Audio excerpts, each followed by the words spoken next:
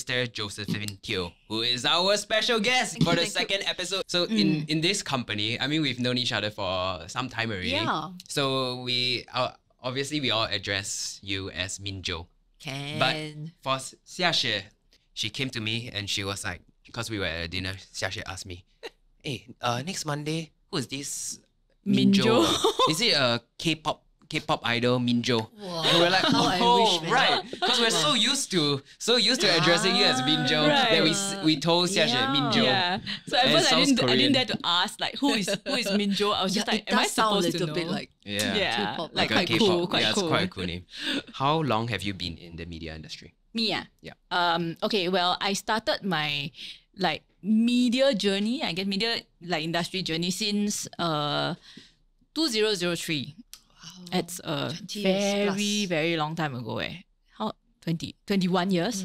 Yeah, In the that's industry, we insane. consider her as a Dinosaur. pioneer. Yeah, Dinosaur. They're really a dinosaur Yeah. since the birth of the blogging era. more experience. Experience. It's crazy. That also reveals my age, so it's not good. Yeah, what about you, You're still Minjo? younger than me, for sure. Me, Yeah, do you consider yourself as a content creator? Oh, no, who is not a content creator these days? Yes, Yeah. I guess Who so. is not a content creator these days? It's only a question of whether you got followers only, right? Mm-hmm. Do you have friends who don't have social media? Yes, I do. I'm curious of of the many who tried. Some succeeded, and surely many failed. Yeah, What's the difference? I think consistency and to decide that you really want to do this. I've seen some YouTubers give up after 3 videos and they were like, this is not working out for me. The workflow isn't working. The algorithm isn't seeing my videos. Right. Or nobody appreciates my videos. You also And need commitment. Yeah, you need commitment. I've seen some creators now who are only recently starting to get more viewership. I've seen them try for 8 years. Wow. Okay. And Now suddenly they are like yeah, popular. and sometimes at the 5th year, at the 6th year, I'm looking at them like, this guy is still trying. But you know, sometimes it takes a while. It takes patience. Perseverance. Just like a lot of Perseverance. things in Never life, give up. it takes patience. And it's always better if you can. I mean, my advice to a lot of creators would be to try everything. But once you have found your formula, stick to it no matter what. Right. And then pivot Yeah. and evolve. But once you find your formula, you got to stick to it. Well, now you're Sifu already. yeah, he should. yeah. Yeah. I Can got the give credentials, you advice know. I got the already. credentials. 7 YouTube million academy. subscribers. I think it's You have really a right. it's really a consistency like thing like he said, like it's a combination of a lot of things. You also have to be lucky. You also have to be talented in a certain way, right? You have to you Must be constantly have able to to improve. connect with the Yeah. viewers, the Yeah. audience in some way. In fact, it's a lot of learning. I feel it's a lot of learning yeah. and a lot of bringing your past life experiences and a lot of EQ actually. Like you have to be able to empathize with the audience and put yourself in their shoes Absolutely. and wonder how would they react and feel to a certain content. Mm. Yeah, so that was always my Yeah. strategy. Well, I always feel that like for people who are thinking about going into this career, right, it should not be I start out thinking I want to do this for the sake of building a career. This is what I want to do. I'm giving out all my other choices. I'm going to go for this, right? It should be I want to create content because I like creating content. And if the money falls into your lap, then sure, pursue it. But if it doesn't, you should still do it anyway because you enjoy it. Yeah. So if it happens, it happens. If it does not, you won't be like devastated. It's called psychological pay, oh, okay. meaning that when you do something, you don't necessarily get paid in monetary terms, but you get psychological pay. So what are your thoughts on the newer creators? Newer creators, Yeah, the younger ones, the well, TikTokers. terrible lah. I feel right in general that like content has just gone more and more stupid over the years. To the point where sometimes I see content and I really feel like it's killing my brain cells. Wow, listen to It is so bad. Ouch. No, it's true. So what I think about the younger creators is that I feel that there are a bunch of them who really show potential. And it's very interesting because the way they do their content, they understand the algorithm, which is one of the most important things. And they are also able to grab the youth's attention and they know what the younger ones want to watch. So it's not all bad. And sometimes Which is what, like dances are nice oh, to God. watch. Yeah, I but can show you some. Just, I can show you mine. Don't I can dance kill for my you. brain cells. Yeah. but I suppose in general, it's just a question of the younger generation has a different way of speaking, to Yeah. each other. Now, I feel that it's quite... I wouldn't maybe authentic is not the right word, but it's very raw. Like you see them just doing their makeup and talking. I mean, Right. we used to do that, but they just put a phone there and somehow don't it goes know. viral. That's what. Okay, there's still some good content now. there lah. is There is. quite But a few. it's just in general, I just feel that people's attention spans are getting shorter and shorter. That part is true. Yeah. So in general, if your attention span is shorter, then you don't really have the bandwidth to discuss anything that's more intellectual or worth learning new things about. That's really interesting. I know- Somebody told me today that there was a generation that read, and then there was a generation that watched, and there is now a generation that glances. Yeah, that's Because so you swipe and sad. I'm glances. guilty of that. Yeah, that's it. I'm That guilty is of sad. I am so- glancing a lot. So pause. Do you think being in the media industry has influenced your children's perception of fame and success? I think so, lah. For me, I do have this concern because my daughter grew up in this environment, and I mean, we're filming every day. You know, we're doing content every day, and she has friends, or when she goes out to the mall, there are people who approach her for photos. Like that's Tali, and I can't help but feel a little worried that she doesn't value this. Like she feels too privileged, you know, because when I was a kid, and you know, you look at the actors, she assumes you attention is given to She you. assumes that it's natural or it's normal. Right. Yeah, but during my time, a lot of us had to work for it, have to work for that success. But there's so many people in this world who don't actually want the fame though. Yeah, They want definitely. to be behind the scenes also. Like, do you feel concerned that maybe she's one of those people, but you're like sort of like forcing her into the No, limelight? no. Okay, Sometimes I say, Stali, let Papa and Mama do this, and she's like, no, I want to be in the video. Oh, okay. Then at times she'll come, Papa, let's make a TikTok. I'm tired. That's really Yeah. interesting. But she's, however, it's because shielded the though. environment she grew up in. Like, but she's not exposed to the bad effects of fame Yeah. Yeah. So it's how to protect them from it. and how to educate them as we navigate through this. Yeah, there's so many like child stars who turn out to be like completely psycho, so gotta be careful. I guess there's no right or wrong. It also depends on your own child's interest and her inclinations. Yeah.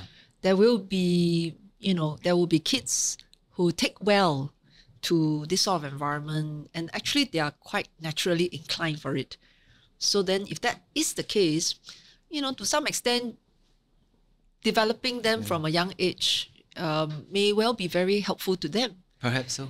But, not all children will like that. And you kind of have to be just very attentive. If it doesn't work for them, then you can steer them in a different direction. Right. How would you react if your child tells you she's 15 and she says that I want to stop studying, I don't want to take O-levels already. Like, PSLE is enough. I want to be a YouTuber. What would you say? I always remember, when you're a young person, you might say things, to surprise your parents, sometimes maybe to elicit a reaction. Right. So I think chill first. Calm down first. Okay, then what if she says, I watched Jian Hao and he's my idol and I want to be like him. And I don't think I need to study for this.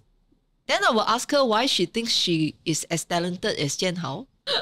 Okay, let's talk about something that is super relevant to today's day and age and super relevant to Minjo. Okay. AI. Actually, we have been on the receiving end of AI without ourselves being very conscious of it. If you have gone in and out of immigration, actually there's been some form of AI being used, right? There's facial recognition. After all, in the past they used thumbprint and then they check, the records and so on. And so it's not entirely new. I think what has made it, suddenly so prominent in the world is generative AI. Suddenly people realize that, there's such a thing called ChatGPT and it's so clever. Yeah. How come we can do all these things, And so then suddenly we get quite spooked, right? And so then there's a lot of conversation about the harms, the risks and so on. I think the way we approach all technologies is to say, again, chill, calm down. There's the good and there's the bad. And AI is what people describe as general purpose technology, which is like electricity, computers, internet. It can be used towards many purposes. It can be used towards the good, it can be used towards the bad. So the key is really, okay, how can we nudge the developments towards the good and try and avoid the worst risks and the worst harms. So what are some way that... So like deepfakes, yeah. It was not the real Jianhao, was not the real Xiaxue. And the deepfake make you say things that you did not say. That's very and then scary. create a lot of trouble for you, right? Yeah, that's very scary. Yeah. Taylor Swift has been talking a lot about that Yeah. recently. And public figures are constantly, you know, She's at concerned about risk. what? Like porn, is it porn? I don't know. So what? She's what is concerned it? about AI. Or like people. Deepfakes. What's her deepfake doing? Singing songs or I- talking or no? I'm sure it's doing all the bad stuff. Oh, the solution is to actually make real porn. Yeah, what? Wow, that is not the solution. Please do not listen to that. That it will not be That fake is- anymore. What are the ethical considerations that need to be addressed regarding the use of AI? Like this. Yeah. For example, the use of deepfakes to impersonate someone. You know, is that So right that's a or is that definite wrong? no. Yeah. Is it? I think intuitively we Is all there, know is that. there a Definitely wrong. chance that it could be fine? But what if you yourself were using AI technology to generate more content to support your work? Right. In theory, that's not wrong, right? You I are just guess. using it to support your own work. Yeah. So what are the I use instances? ChatGPT to write my divorce announcement. Okay. Useful. Wow. So what is Singapore doing to make sure that we stay ahead in terms of, AI infrastructure, policy, and development of our talents? So Are we ahead? actually, in AI development, it's very competitive. Obviously, many countries want to, Yeah, I can imagine. win the game and say that they're right on top. So in this kind of a competitive environment, you got to ask yourself, how can we stand out? And there will be a number of things that you have to do. First, you have to make sure that the infrastructure is ready for it. That's always, very important, right? So, for example, a lot of the AI has to be done on chips that are very high end. So, will you have chips available in Singapore? Do we? Yeah, do we? So, you heard during the budget speech recently, our finance minister Yeah. said that he's setting aside $1 billion for AI developments. Oh wow. To spur AI I'm developments. going to develop A AI. part of it is to make sure that we have the chips. But just because you have the chips is not good enough, Okay. The AI workloads, it's called this way, the AI workloads, after it's been done, it's got to travel back and forth, people who are using it, right? So then you need to have the network to be able to support it. So we are also upgrading our broadband network. Hey, that's great. 10 times faster, I heard. Yeah. So you That's have to be great. ready for the future. So future ready. That's one part of it. Infrastructure is always going to be part of it. The other part is, of course, you must give people the skills. They must be able to acquire the skills, right? So in the AI ecosystem, we think of people as AI creators. There are not that many in the world. Yeah, the people who create the AI models think about the users for it. But there also are people who are AI practitioners, right? So the supporting ecosystem of talents. Right. Practitioners very important too. You are a practitioner now. Then there are people, who are all part of the user community. They need to be able to use. They didn't invent the AI tools. They don't quite know how it came about, but they know how to use it. Just like you do use a lot of the social media tools, right? Yes. To help you do your work better. They don't have to be the one that invented those tools or even, to try and refine the tools, right? So we have to invest in trying to groom, people to be able to use AI. Do you feel that your job is being threatened also in a way? Because like now Oh, AI can good just question. generate videos, right? Yeah. So Like why bother? Yeah. we actually talked about this It last is week. true. I think that it actually helps my job. It complements my job, especially because of how accessible ChatGPT is. And they recently, OpenAI just recently launched Sora, which is you can type in a prompt and it can create a video. Indeed. And for us, saw we that. use AI quite often. Like this guy right here, there's been times where I've sent him a photo. I'm like, please help me ask AI to remove all the people at the background and make the tree bigger. And he did it in like less than 5 minutes. I'm like, okay, Wow. good. I'm posting this. And there are times where, you know, because of the different formats on social media, some is 4x3, some is 16:9. Yeah. We take a photo that perhaps is square or not in the right dimensions, and we need it to fit the dimensions. To Boom, fill AI in the does it. background. Yeah. That's crazy, yeah. It's really mad. Yeah. And there are a lot of really, really good usage. So it can be put to good use, Yeah. but it's also something that we have to consider, you know, when is helpful to use. yeah. But So I if feel so you use it scary. in a way that puts people out of work, I think that's Yeah. really not the intention. Yeah. Right. So there is a certain sense of responsibility that companies must also exercise. Of course, there is, you know, as an employer, you do want to be more efficient and so on. Yeah. But do you, you know, do it in such a way as to help your employees to master the technology so that they can be more effective in supporting you?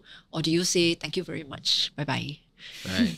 So how do we encourage employees to master the technology? Are there courses or Definitely. yeah? You know, I think in Singapore, if you look at the whole stack of, you know, support we have for people to acquire skills, that's definitely available. You must have heard of Skills Future, right? Of course. Yeah. And today there are many offerings that are AI related. That's one part of it. You know, you can make these kinds of support for skills upgrading available. But it also needs employers to keep in mind that, hey, you know, this has to be a joint effort. You have to be willing to support your employees to do this.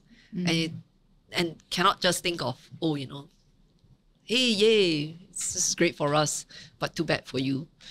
If we were that kind of a society, then people's concerns will be valid. Yeah. Wow. Very serious topic. My employees shaking at the back right now. You know what's that? I think right, who should be more concerned about AI is like actors, because I've seen like people like make really old actors. Yeah. Like last time, you know, A-listers, right? Now who are very old cannot like work as the leading guy anymore, obviously, because too old, right? They just like make them look so young. Indiana Jones. Yeah. That guy's like what, 80 years old? Like I was watching it, I was just like, hey, that's the young him. Like how can it be? It's the latest Indiana Jones. And so I was like, hey, very expensive to do this AI thing, right? It must be like just a few seconds. But no, it lasted a whole 15 minutes, you know? And I was just like, what? Like how do they do that? I thought it's gonna be like per frame they have to like go and do it, right? But if they can make 15 minutes, they can make 2 hours, lah, right? So why do I even need the actor? I don't need the actual actor, what? You can be dead. I'm sure they can portray new emotions and different. All they need is a guy in a green screen suit and then they just keyframe the face, can already.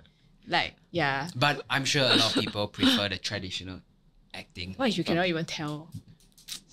Some people can Because tell. AI is so I'm smart. sure of it, man. Now I'm starting to doubt myself also. Well, let's move on to a Yeah, what we are watching now is not even the real actors. You don't even know. They just allow them to use my image.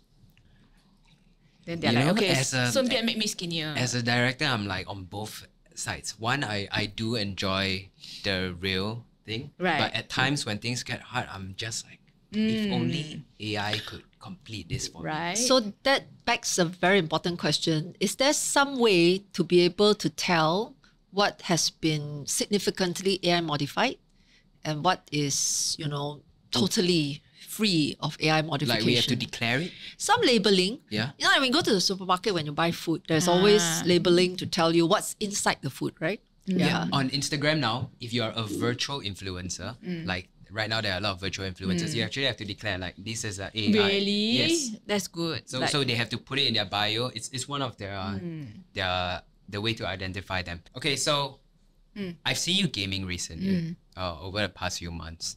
Have you encountered online trolls and bullies? Like, do Actually- people see like, oh, your username Xiaxue, and they start to me, I feel like the gaming one is very mild lah, compared to what we get normally. So, Right. it's So you're very already okay. immune. Yeah, because normally they will say things like, oh, you're very noob. Like, you know, you... WK. Yeah, or like laugh at you, or Okay. there's a lot of racist comments, like against countries. Like because like for because you can see the flag of the country. So normally they will insult countries. So like lousy Singaporeans or like whatever lah. So then I just see okay lor. But they say I'm noob. I really am noob. So but actually it's I think it's something that we have to be concerned about. Yeah.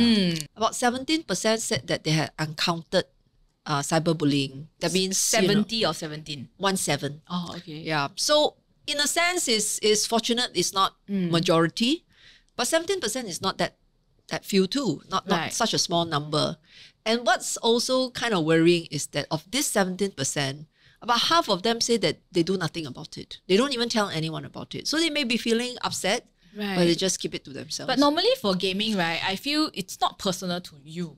Like it is in general you as a player, so it doesn't feel that hurtful.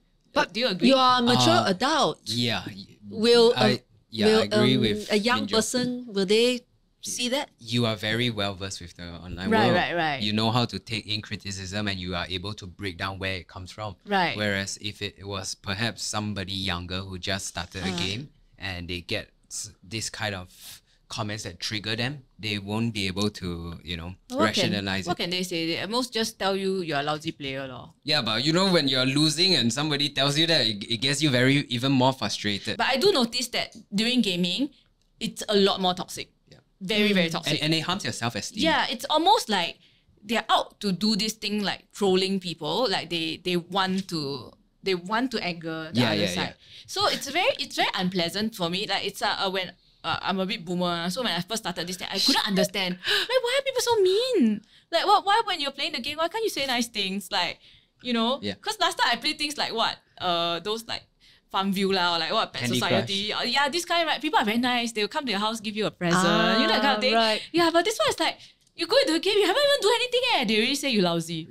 So there's another effect that, one we have to be a bit concerned about also is that you think that this is normal behavior to diss people, to make all these nasty comments. And if, the time that you spend in games, has this kind of environment, then maybe you also take it to your offline world. You think that this is the way to speak with each other. Right. That's a concern. Yeah, that is quite scary. We say it's not a personal experience, right? But I do have one very personal experience with gaming.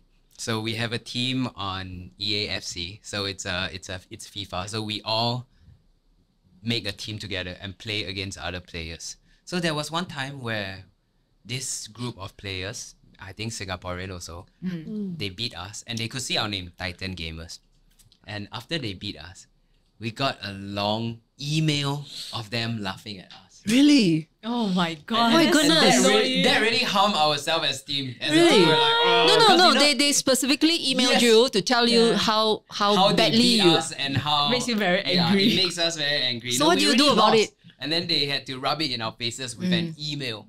Yeah, that I can. Could you totally do anything empathize. about it? No, we can't do anything about it. just Hopefully makes meet them you- again and beat them the next time. But other than that, it's just a... But the feeling is more like anger. Like it's frustration because you cannot do anything about it. You lost already.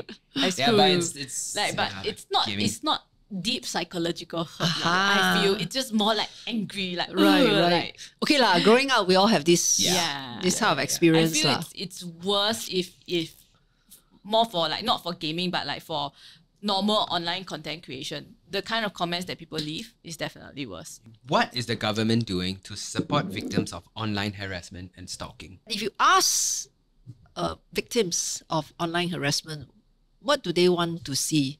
Actually, they will tell you that trying to apply to court to stop this behavior from happening is not their top choice. Firstly, they want this content to go away. So we are trying to identify instances where there's a good reason why, this content should not remain. But it cannot be everything, right? Because if it's just a casual comment, how do you differentiate? Are there a lot of right? cases every day? Well, there are different degrees. Yeah, I'm sure when you go online, there are comments that you find, oh, this is way overboard. Right. And then there are comments where you find, okay lah, this is just a comment. Another thing that people do say that they would like to see is that they would like to have a right of reply. you know, if somebody were to diss me this way, you know, can I have a chance to explain Well, I mean, what's stopping myself? them from posting on their own platforms? The reach. Okay. Yeah. So if let's say you were attacked by someone Right. who has got very wide reach, so even if you were to reply in your own, even if you were to give an explanation in your own little circle platforms, you can use the same platforms, but you have a very small following. Then that reach is not quite the same. So how do as you get the same person. reach? So what if you were able to put a reply to what was said about you? Okay. Is that something that can be considered? Right. So all these things are quite novel. You know, it's not as though many countries have already introduced laws like that. So we have to think about what's right for Singapore. And most importantly, what is the kind of environment that we want our children to grow up with? What images do they see? You know, it's not about saying that, oh, this cannot, that cannot. But there will be always, you know, a threshold, you know, beyond which I think we can all agree, hey, this has gone way overboard. It's just like in the physical world. So what's the equivalent of the online punch that, you know, goes beyond just commentary? At which point does society agree that this has gone overboard? And as a society, we agree, this is not the way we should conduct ourselves online. And it's really more to preserve this, you know, online domain as still a civil place that we can conduct a decent conversation. We can be critical of each other, but there's a certain extent to which that criticism is acceptable. Crosses a line. And then it crosses a line. Right. Yeah. The question is always how to define the line. So that's something that we are working on. Personally, for me, I think I was one of the first people to apply for a POHA. So you have experience. I have She's two an expert. POHAs I see. against Okay. people. So previously in the past, the only way that you can protect yourself against negative comments online or attacks on you online is to sue the person, right? For defamation. What? I thought you can just block them. No. What if it's last time I was attacked by SMRT feedback, right? Oh, Which I was a remember huge that. website. I remember that. They have so many people following them. So if it's just an individual person, never mind. But when it starts to impact my work and my personal safety, there were things like they were posting pictures of my family. There were people who posted my address there. So it started to really cross a line already. It's too much, right? Normally I can tahan a lot, but this one was too much. So, my lawyer friend told me there's a new law that you can use this now. And so previously you can only sue for defamation, which I would have gladly done, but they were anonymous. So what can I do? So this law allows you protection against even anonymous posters. So what happens is then you go to the court. You can do this personally without a lawyer also, but it's a bit troublesome. So you need to give them information on who is this person. Then you file the suit. Yeah, file the protection order, right? So you may not get it, but if you do, okay, so the court order will say, then you meet the judge, you explain to the judge, okay, how is this person harassing you? Why is it against the law? And how has it affected you, right? So if the judge agrees that, okay, this is too much, this is harassment, it shouldn't be happening, then the court will say, you, SMRT feedback, have to remove your post about Xia Xue within this amount of time. And if you don't, then you might get fined or go to jail. Okay, so if they choose to ignore it, then later on, I don't know they will go and find who is the person behind So it this was IP helpful address. to you? It was. Okay. It was Glad removed, to hear that. and I was very happy Yeah, so it was totally completely useful. Yeah. So the next POHA that I got was against somebody who was doing the same thing, but sort of encouraging my clients to all drop me. So I filed again, and it also was successful Yeah. So I got her to apologize. So yeah, that's So great. that's an example of how over time we have to understand the risks and the harms that could be caused to people, and then find a way to allow the people to take action. However, for this protection order, right, if let's say I feel that now Jian Hao is harassing me, right, then I go and file, right, you also have a chance to speak your case to the judge. So it's not a one-sided thing. You also have a chance to defend. I'm not harassing her anyhow, right? Yeah. So if that's the case, you manage to So prove your people case. can't abuse the system. Correct. I get it. Correct. But yeah, that's a wrap for today's podcast. Thank you so much for joining us, and thank you, Minjo, Thank you. for coming in. Thank you. This was a very insightful discussion, and we had a lot of fun. It got a bit technical. I hope that it was still relatable. I think so. I think I learned a lot of stuff. Maybe today. I have to watch it again to understand it. But Oops. yeah, thank you. Okay. Thank you for sharing. Thank you for having me. And yeah, that's it, guys. Thanks for tuning in. Like, subscribe, and watch our latest video. And we'll see you guys in the next podcast. Bye. Bye bye.